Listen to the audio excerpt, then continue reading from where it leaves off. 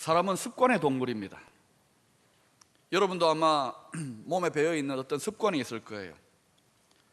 습관이란 그것이 무엇이든지 간에 여러 번 반복하는 사이에 몸에 배어서 굳어버린 태도입니다. 학자들의 연구를 살펴보면 대개 한 가지 새로운 습관이 몸에 배는데 한 3주, 한 달 정도 잡으면 됩니다. 한 달이 힘든 거예요. 어떤 습관이든지 간에.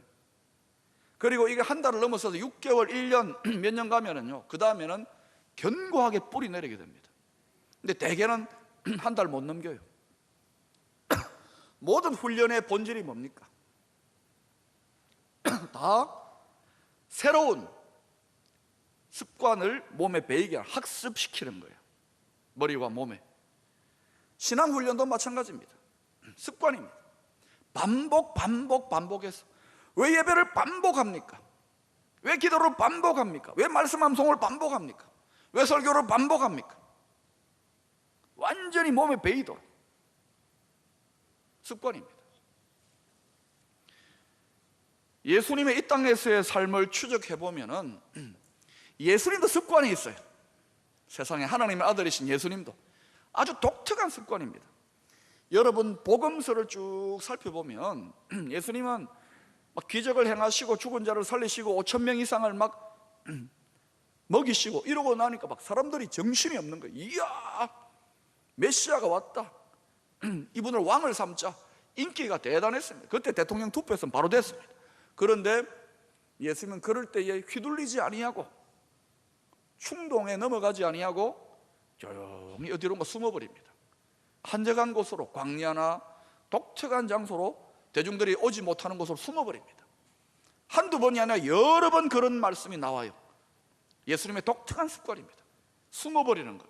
한적한 곳으로 가서 조용히 거하는 습관. 가서 뭐 하셨을 것 같아요? 주무셨을까요? 예. 누가복음 22장 39절에 이런 말씀이 나옵니다. 예수께서 나가사 습관을 따라 감람산에 가심에 제자들도 따라갔더니, 습관을 따라 감람산에 가셨다는 거예요. 예수님이 즐겨 찾던 한적한 기도원이 감람산 기도원입니다. 한적한 곳에 갔다는 거예요. 습관입니다. 습관. 여러분, 기도 잘 안 되지요? 습관이 안 돼서 그래요. 모든 게 습관입니다. 헌금하는 것도 습관입니다. 그러나 깨달은 습관, 각성된 습관인 거예요. 그냥 하는 게 아닙니다. 맹목적인 습관이 아니라 깨달은 습관, 각성된 습관인 거예요. 복음서가 증거하고 있는 예수님의 삶의 모습, 한가한 종교인의 모습이 아닙니다. 사무실에 앉아가지고 차나 마시는 모습이 아닌 거예요. 엄청나게 역동적이고 빡빡한 스케줄로 움직이는 분주한 삶의 모습이었습니다. 이런 면에서는 굉장히 한국교회 목회자로서 위로가 됩니다. 빡빡하게 움직이는 거예요, 우리 목회자들도. 그런데 그럼에도 불구하고 예수님은 그 빡빡한 스케줄 속에서도 자기만의 독특한 리듬을 가지시고 일과 휴식 사이에 균형을 맞추셨어요. 그 리듬이 있습니다. 일과 휴식 사이에. 이것을 춤의 리듬으로 보면은 이런 겁니다. 퀵, 슬로우, 퀵. 오늘 본문 35절 우리 한번 같이 읽어보실까요? 시작. 새벽 아직도 밝기 전에 예수께서 일어나 나가 한적한 곳으로 가사 거기에서 기도하시더니 그런데 이 35절 오늘 말씀의 요절 말씀 앞과 뒤를 살펴보면 앞에도 엄청나게 분주하게 일하셨습니다. 그리고 이 모습 이후에 또 그 뒤에 굉장히 분주하게 또 활동하셨습니다. 리듬이 어떻습니까? 춤의 박자가 어떻습니까? 퀵, 슬로우, 퀵입니다. 그런데 우리는 한국 사람들 전 세계에 퍼뜨린 말이 뭡니까? 빨리만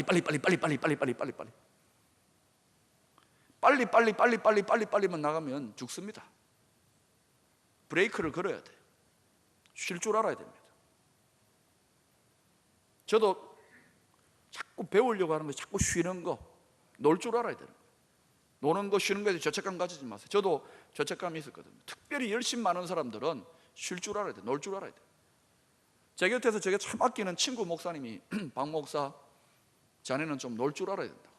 제가 놀면은 여러분 이상한 눈초리로 보지 마세요. 예수님은 틈틈이 도끼날을 부지런히 갈았어. 날카롭게 갈아가지고 탁탁 도끼질했어요. 그러니까 예수님은 엄청나게 효과적으로 하나님의 사역을 감당했어요. 예배 자리가 뭡니까? 바빠 죽겠는데 어떻게 예배를 드립니까? 여기 왔다 갔다 몇 시간입니까? 그건 어리석은 사람이에요. 여기는 도끼날, 영혼의 도끼날 가는 자리입니다. 날카롭게 서리발처럼 선명하게 날카롭게 도끼날 딱 갈아가지고 찍어보세요. 영혼이 잘 되면 범사가 잘 되고 강건한 줄로 믿습니다. 그래서 날 가는 자리예요. 35절에 나타나는 예수님의 기도 습관, 조금 더 구체적으로 살펴봅시다. 첫 번째, 기도한 시간이 언제입니까? 새벽. 여러분, 새벽기도 제가 하자고 한 거 아닙니다. 예수님이 새벽은 만물이 깨어나기 전의 시간입니다. 밤에 안식하자는 만물이 고요히 안식합니다. 밤에 안식 뒤에 이제는 아침이 되고 낮이 되어서 왕성하게 하나님의 창조세계가 왕성하게 활동을 하기 시작합니다. 그 활동이 일어나기 직전에 경계선에 있는 시간이 새벽입니다. 38선 DMZ에 해당됩니다. 하나님의 새로운 왕성한 창조가 일어나기 직전에 모판과 같은 시간입니다. 새벽에는 엄청난 영적인 하나님의 신비가 숨어 있어요. 그걸 우리가 다 알 수 없지만 꼭 기독교 신앙, 기독교 영성이 아니라 하더라도 전 세계의 유사 종교나 영성가들의 시간에서 제일 소중하게 생각하는 시간이 언제일까요? 새벽입니다. 신구약 성경을 여러분이 자세히 한번 살펴보면요, 하나님의 놀라운 창조와 구원의 역사가 나타났던 때, 극적으로 나타났던 많은 사건들이 주로 새벽 시간에 있었습니다. 제가 지금부터 이야기를 하면 여러분 무조건 새벽이라고 이야기하시면 됩니다. 아시겠지요? 준비됐습니까? 홍해 바다를 언제 건넜습니까? 어떻게 하셨어요? 모세가 시내산에서 10계명 받았던 거 언제요? 예. 만나가 언제 내렸습니까? 여리고성이 언제 무너졌습니까? 예수님 언제 부활하셨습니까? 새벽이에요. 어둠 속에 절망 가운데에 죽었다 끝장났다고 하는데 그 경계선에서 하나님의 놀라운 구원과 창조가 새벽을 통해 터쳐지는 거예요. 그래서 절망의 밤이라 할지라도 새벽에 깨어 부르짖는, 영혼을 깨워 부르짖는 것에 엄청난 비밀과 능력이 있는 거예요. 근데 이걸 우리는 잘 몰라요. 많은 경우에 이걸 뼈에 새겨 넣어야 돼요. 이 비밀을 알아야 되는 거예요. 두 번째로 공간적으로는 한적한 곳에서 기도했다고 합니다. 한적한 곳이라고 하는 헬라어 원어는 에레몬토폰입니다. 에레몬토폰, 적막한 곳, 황량한 곳, 광야의 장소를 의미합니다. 왜 광야, 사막 같은 곳에서 예수님 기도했을까요? 방해받지 않으니까, 하나님께만 집중할 수 있으니까. 전 세계에 하나님께만 집중하기 위해서 세워진 수도원, 영성의 보고인 수도원, 어디에 지어졌을 것 같습니까? 깊은 산속이나 산 꼭대기나 절벽 위에나 아니면 사막이나 광야 같은 데다가 수도원들이 세워져. 왜? 사람들 와가지고 괴롭히지 말라는 거예요. 귀찮게 하지 말라는 거예요. 하나님께만 방해받지 않고 집중할 수 있는 장소, 한적한 곳. 그래서 한적한 시간으로서의 새벽, 그리고 한적한 시간으로서의 장소, 한적한 곳, 방해받지 않는 시간과 장소를 예비해야 된다 이겁니다.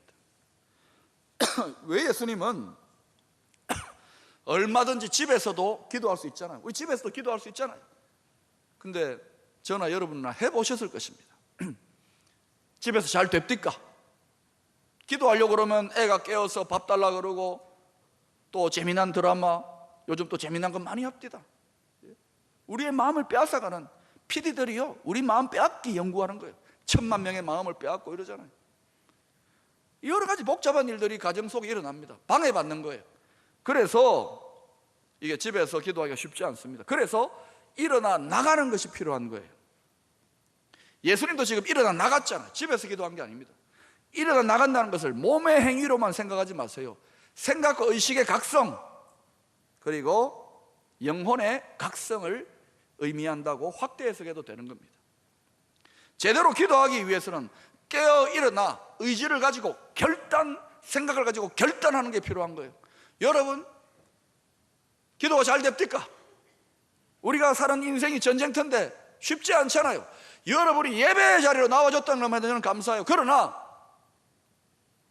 그래도 기도해야 되는 거예요. 쉽지 않은데도 기도해야 되는 거예요. 의지적인 결단과 각성이 필요한 거예요. 그래서 떨쳐 깨어 일어나는 것이 필요한 거예요. 가까운 이웃에 있는 우리 한동대, 제가 몇 년 전에 그 채플에 설교를 하러 가는데 채플실 앞에 큰 현수막이 붙어 있습니다. 대학 동아리 광고예요. 동아리 모집 광고인데 무슨 동아리인가, 서클이 무슨 서클인가 보니까 새벽기도 서클입니다. 이야, 대학교에 새벽기도 서클이 있는 데는 저 학교밖에 없습니다. 참 희한한 학교입니다. 그런데 제가 그 현수막을 보고는 깔깔깔깔 웃었습니다. 왜냐? 그 새벽기도 동아리 서클 이름이 뭐냐? 벌떡기도 서클. 이야, 이름 너무 잘 지었어요. 여러분, 새벽기도 다 한두 번씩은 해봤지 않습니까? 예? 평생 10년 동안 안 하다가도 막 한번 해보자 하고 딱 나왔는데 어때요? 해보려고 할 때 너무 피곤하니까 어때요? 2분만, 그때는 2시간, 3시간이 아니라 2분만, 5분만, 10분만 저도 많이 해봤죠. 그러니까 또 시계 누르고 그러면 어때요? 새벽 놓치잖아요. 그러고 나는 어때요? 굉장히 찝찝합니다. 하루가 다 경험이 있잖아요. 하나님 그래도 그거 이뻐하십니다. 벌떡 이게 필요한 거예요. 기도 서클. 제가 본 중에 제일 영감 있는 이름이었습니다. 기도하지 못하는 우리들의 단골 변명이 뭡니까? 목사님, 저는 그만큼 믿음이 좋지 않아요. 목사님, 저는 너무 바빠요. 저는 너무 피곤해요. 예, 여러분 다 바쁜 거 알고 피곤한 거 알고, 그런데 여러분 한번 보세요. 여러분이 건강이 신통찮고 바쁘고 피곤하다고 해서 밥 안 먹습니까? 숨 안 쉽니까? 밥 안 먹으면 생명이 죽습니다. 숨 안 쉬면 우리 죽습니다. 기도는 생명이에요. 기도는 생명을 유지하기 위한 호흡이고 영혼의 양식이에요. 그런데 육체의 양식과 육체의 호흡은 1분 또는 며칠 안 먹으면 죽습니다, 바로. 그런데 영혼의 양식과 영혼의 호흡은 한 몇 년 안 해도 육체가 살아있으니까 멀쩡한 줄 알아요. 다 죽어가는데. 예수님은 기도가 영혼의 생명, 진짜 생명이 숨어있는 영혼의 생명, 그것을 지탱시켜주기 위한 양식이요 호흡이라는 것을 절대적으로 각성하고 깨달았어요. 그래서 피곤하고 지치고 얼마나 힘듭니까? 그런데도 벌떡 깨달았기 때문에, 깨닫지 못하면 안 됩니다. 수도 없이 반복하면서 몸의 습관으로 배워버린 거예요. 왜 기도가 안 되느냐고요? 우리에게는 여러 가지 선택사항 중에 하나, 끼워 넣기의 옵션 중에 하나예요. 그러다 보니까 잠에게 빼앗기고 휴식에게 빼앗기고 드라마에게 빼앗기고 다른 여러 가지 변명에 빼앗겨요. 예수님은 절대적인 거예요. 이거 안 하면 영혼의 생명이 죽기 때문에 깨달을 수 있기를 축원합니다. 그런데 이렇게 한적한 곳에서 지속적으로 조용히 기도하게 될 때 어떤 일이 일어날까요? 우리는요, 대부분 여러분 지난 한 주간도 여기 큰 도시도 아니지만 여기 도심에서 우리 살았잖아요. 그러다 보니 여러분, 저나 여러분이나 지난 한 주간 동안 어떻게 살았느냐? 제가 정답을 말씀드릴게요. 별 볼 일 없이 살았습니다. 별 볼 일 없이 살았어요. 하늘에 쏟아지는 은하수와 무수한 별들이 있는데도, 하나님의 우주적 창조의 신비가 우리 머리 위에 있는데도 그거 대개는 경험 못합니다. 어디 가야 됩니까? 빛이 없는 깊은 산골짜기나 저 사막 광야 같은 데 가면 막 위에 쏟아져 내려오는 거예요. 그때 우리는 하나님이 창조하신 우주의 그 놀라운 신비와 창조세계에 선명하게 전개되는 우주의 역사적인 드라마 같은 쇼 앞에 압도되는 경외감을 가지는 거예요. 그때 하나님이 창조하신 것을 느끼는 영혼의 감동이 선명해지는 거예요. 분명해지는 거예요. 일어나 나가. 우리도 한적한 곳으로 가는 것, 거기에 가서 하나님 앞에 고요히 머물면 일상 속에서 하나님의 임재가 잘 느껴지지 않지만 하나님의 임재가 점점 분명해지고 하나님의 실존, 나와 함께 호흡하신 하나님이 점점 느껴지는 거예요. 하나님의 사랑에 감동되어지고, 그리고 그 우리 영혼의 북극성 되시는 하나님 때문에 내가 하나님 안에서 어떤 존재인지, 그리고 내가 어떤 방향으로 그 여행객이 북극성을 삼아 나아가는 것처럼 어떤 방향으로 나아가야 되는지 선명해지는 거예요. 예수님 지금 한적한 곳에서 기도하고 나니까 하나님이 다시금 선명하게 깨달아지니까 자신이 무엇을 위하여 이 땅에 왔는가, 복음 전파와 영혼 구원을 위해 왔다는 사실을 알고 사람들의 인기와 어떤 명예에 휘둘리지 아니하고 올곧게 자신의 사명의 길을 뚜벅뚜벅 걸어갔던 거예요. 여러분, 처음에 하나님 위해서 은혜 받고 전도하고 복음 전도하고 불붙은 사람들이 흐지부지 되어가지고 방황하고 덫에 걸려가지고 유혹에 넘어가지고 방황하는 김삿갓 방랑기를 쓰는 사람들이 얼마나 많은지 아십니까? 이유가 뭘까요? 한적한 곳이 없는 거예요. 영혼의 골방이 없는 거예요. 저를 위해서도 기도해 주세요. 분주하게 사역해야 됩니다. 차나 마시고 늘어지고 아니란 거 아닙니다. 그렇지만 반드시 사이사이에 퀵퀵 사이사이에 슬로우가 있어야 되는 거예요. 이것을 위해서 기도해 주세요. 이것을 위해서 저를 보호해 주셔야 돼요. 우리 목회자들을 보호해 주셔야 돼요. 여러분 서로를 보호해야 되는 거예요. 사랑하는 여러분, 오늘 이 설교를 그저 목사가 성도들 새벽기도 자리로 끌어당기려고 하는 그런 정도의 설교로 이해하시면 안 됩니다. 새벽기도, 이런 노래가 있습니다. 새벽기도 아무나 하나. 보통 여러분 아무리 피를 토하는 설교하고 권면해도요 안 됩니다. 10% 20% 하면 많이 할 겁니다. 왜요? 몸에 배이지 않는데, 습관이 안 됐는데, 한번 나오고 그러면 몸살 나서 일주일 들어놓는데 나는 절대 체질이 아닙니다 하는데 죽어도 못합니다. 그러면 하지 마세요. 죽는 것보다 나으니까. 그런데 여러분, 지속적으로 새벽을 깨우려면 삶의 구조조정이 일어나야 됩니다. 그리고 깨달음이 필요한 거예요. 기도가 무엇인지. 그리고 몇 개월에 걸쳐서, 아니 몇 년에 걸쳐서 반복적인 시행착오를 통하여서 몸에 완전히 세포 하나에 몸에 배워야 됩니다. 바디 메모리가 되어야 되는 거예요. 피지컬 메모리가 되어야 되는 거예요. 그때 새벽기도가 평생 가는 즐거움이 되고 체질이 되는 거예요. 우리 교회도 비가 오나 눈이 오나 나오지 마라 그래도 완전히 몸에 배웠기 때문에 안 나올 수 없는 분들이 있어요. 안 나오면 이상해. 그분들은 이런 설교 할 필요도 없어요. 몸에 완전히 새겨졌기 때문에. 제 욕심이겠지만 여러분 모두가 다 몸에 배워가지고 나왔으면 좋겠지만 욕심이란 거 압니다. 그래서 여러분, 그러면 목사님 저는 새벽기도 안 됩니다. 그러면 넘어갑니까? 기도는 영혼의 호흡이고 영혼의 양식이고 생명 유지장치라 그러면 절대적인 거 아닙니까? 그러면 새벽만 기도하라는 법이 있습니까? 중요한 것은 한적한 곳, 방해받지 않는 골방이 필요한, 영혼의 골방이 필요한 거예요. 제가 아는 여기 시청 공무원 한 분은 아주 신실한 집사님인데 새벽 너무 힘들어요. 또 일찍 출근해야 돼요. 그러니까 이분은요 점심 도시락으로 빨리 먹고 시청 주차장에 자기 주차한 차에 들어가 가지고 한 30분, 1시간 정도 말씀도 보고 찬송도 듣고 거기서 기도하고 잠도 자고 그런다는 거예요. 그분에게는 그 자리가 한적한 곳, 한적한 시간. 대안을 찾으세요. 못한다가 아니라 절대적으로 내가 양식을 취하고 호흡하는 그 자리는 누구에게나 예외 없이 필요한 거예요. 생각하고 찾아보세요. 여러분의 삶의 리듬과 형편에 맞는 자리가 있다고. 저는 여러분에게 새벽기도 나오지 못하는 90%에게 죄책감 주는 설교를 하는 게 아닌 거예요. 대안을 찾으라고요.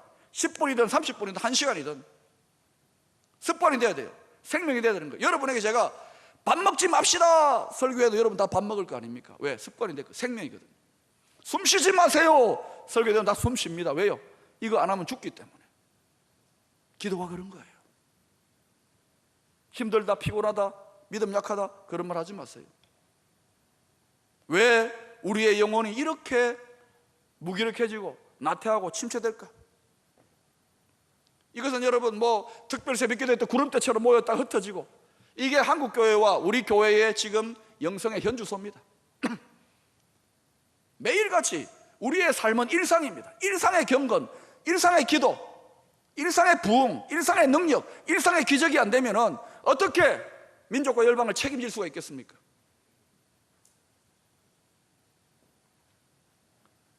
우리 믿음의 선배들이 여러 가지 말들을 해왔습니다만은 기도와 관련해서 제가 여러 책들 읽고 낮에 없나 밤에 없나 찾아보는 전부 다 하는 말들이 이구동성으로 제일 좋은 시간은 새벽이랍니다.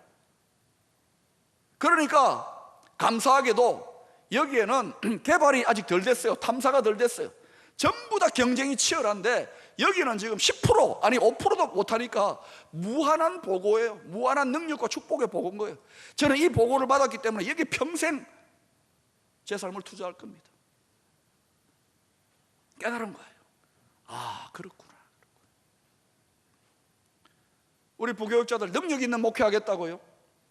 새벽 안 깨우고는 불가능합니다. 피곤하다고요? 그러면 다른 대안을 찾으세요. 한국교회 목회자로서 리듬을 타보면은요, 새벽 놓쳐버리면 기도 못합니다. 집중적으로 기도 못한다는 말이에요.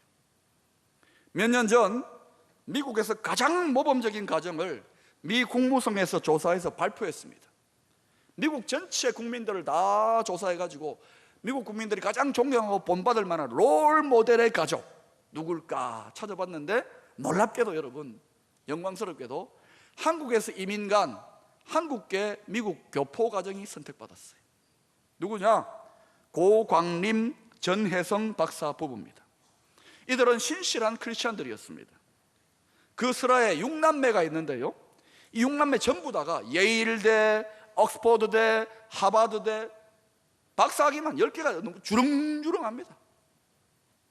그리고 미국과 전 세계에서 가장 영향력 있는 요직에 가서 엄청난 영향력을 발휘하는 세상적으로나 신앙적으로 명문가가 되어버렸어요.